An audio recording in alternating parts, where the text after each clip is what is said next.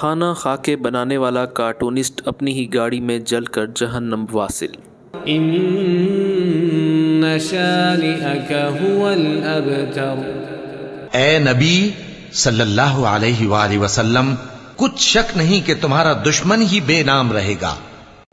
نبی صلی اللہ علیہ وسلم کے گستاخانہ خاکے بنانے والا سویڈن کا کارٹونسٹ لارس ولکس اپنی ہی گاڑی میں جل کر جہنم واصل ہو گیا۔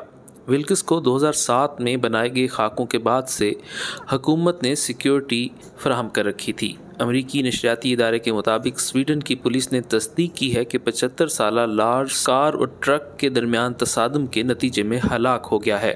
پولیس کے مطابق حادثہ سویڈن کے علاقے مارکٹ کے قریب اس وقت پیش آیا جب ولکس کی کار مخالف سمت سے آنے والے ٹرک سے ٹکرائی۔ حادثے کے نتیجے میں دونوں گاڑیوں میں آگ لگ گئی جس میں ولکس جہنم واصل ہو گیا، جبکہ اس کی حفاظت پر مامور 2 پولیس اہلکار بھی زندہ جل گئے۔ پولیس کا کہنا ہے کہ حادثے میں ولکس سمیت ان کی حفاظت پر مامور دونوں اہلکار ہلاک ہو گئے ہیں، جبکہ ٹرک ڈرائیور زخمی ہے۔ پولیس نے اپنے ایک بیان میں کہا ہے کہ فوری طور پر حادثے کی وجہ معلوم نہیں ہو سکی۔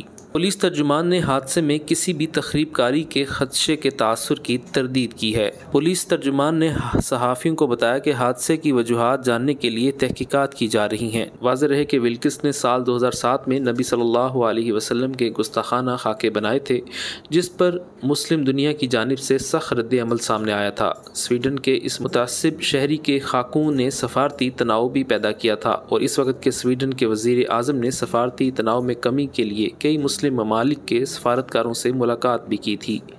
خاکے بنانے پر القاعدہ نے ولکس کے قتل پر $1,00,000 کے انعام کا اعلان بھی کیا تھا۔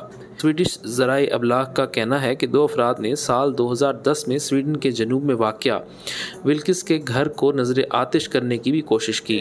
اس کے علاوہ گزشتہ برس خاتون کو ولکس کے قتل کی کوشش کی سازش میں مجرم قرار دیا گیا۔ ولکس سال 2015 میں اس وقت ایک قاتلانہ حملے میں محفوظ رہا جب وہ ڈنمارک کے دارالحکومت کوپن ہیگن میں ایک تقریب میں شریک تھا۔